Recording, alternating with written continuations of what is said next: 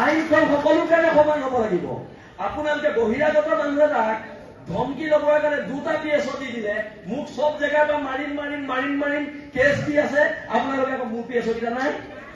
এইবোৰ নহ'ব, নিৰাপত্তা মোকো দিব লাগিব, হয় নহয়? মই খিলঞ্জীয়া ভূমিপুত্ৰ মানুহ, মোকো নিৰাপত্তা দিব লাগিব। আপোনালোকে যদি ৰাজস্থানৰ মানুহজনক নিৰাপত্তা দিছে, আৰে ভাই মোক নিৰাপত্তা লাগিব, মোৰ অধিকাৰ হয় এইটো। আপোনালোকে এতিয়া মই এটা সৰু প্ৰশ্ন কৰোঁ, মই যদি ৰাজস্থানত গৈ এজন ৰাজস্থানী মানুহৰ বিৰুদ্ধে FIR দিওঁ, মোক ৰাজস্থান চৰকাৰে 2টা PSO দি পঠিয়াব নেকি?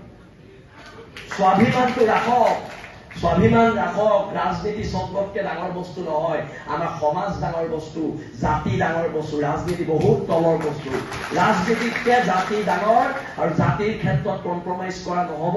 আৰু এতিয়া GP সিং ডাঙৰীয়ালৈও প্ৰশ্ন আছে যে আমাৰ নিৰাপত্তাবোৰ কি হ'ব। আৰু তেন্তে এতিয়া দেখোন চব যদি অনা অসমীয়া মানে মোৰ এগেইনষ্টত কেছ দি 2টা PSO পাই থাকে, অসমত আমাৰ নিৰাপত্তা দিবলৈ পুলিচে নাইকিয়া হ'ব।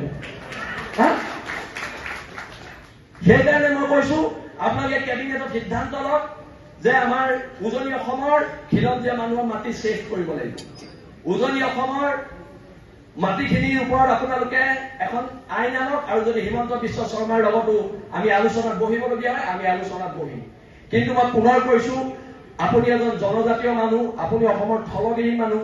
ময়ূৰ বৰগোহাঁই সদৌ অসম তাইৰ ছাত্ৰৰ সন্থাৰ পৰা গৈ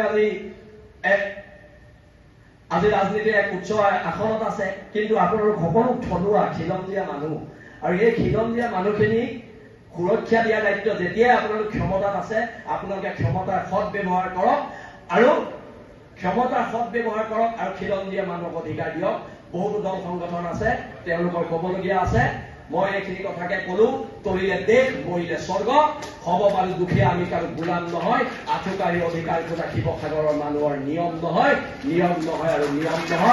আৰু এইবাৰ অধিকাৰ কাঢ়িওনাৰ সংগ্ৰাম হ'ব। আৰু যিখিনি অনা অসমীয়া মানুহ ইয়াত আছে, আজি আপোনালোকে ৰাজহুৱাভাৱে আমাক ক্ষমা খুজিব লাগিব। ধন্যবাদ। জয় আছাম।